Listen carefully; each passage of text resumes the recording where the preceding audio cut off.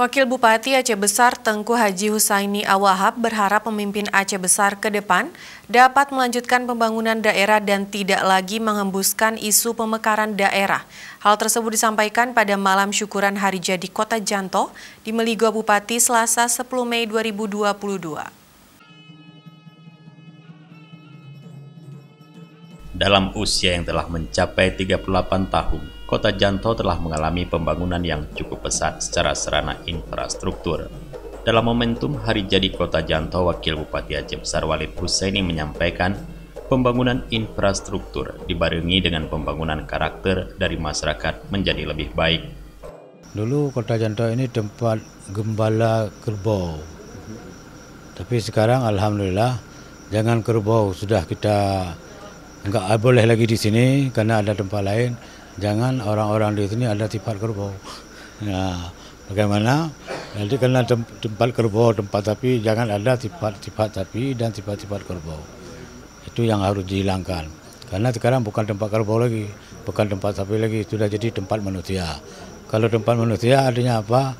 Mari kita benahi, mari kita buat yang baik, mari kita buat kesejahteraan daerah ini sehingga menjadi contoh bagi anak-anak kita ke depan. Bagaimana memajukan Kota Janto ini?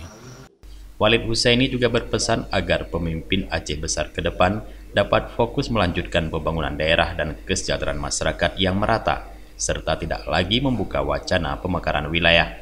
Jangan ada rencana lagi harus pindah-pindah kota, tidak perlu pindah-pindah. Berapa kita pindah-pindah, kemajuan nggak ada. Yang kita kejar hari ini kemajuan, biar di sini aja. Karena kalau berkekal lama kita bangun, dan membangun ini bukan sebentar, lama. Harus begini, bupati ini harus bangun segera, harus baik, enggak juga. Karena ada terbatas. Terbatas kita diberi percayaan oleh pemerintah 5 tahun, maka ini sangat terbatas.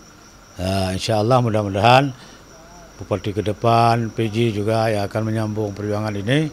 Mudah-mudahan lihatlah Kota Janto ini. Jangan Kota Janto nanti mengeluh, jangan Kota itu menangis.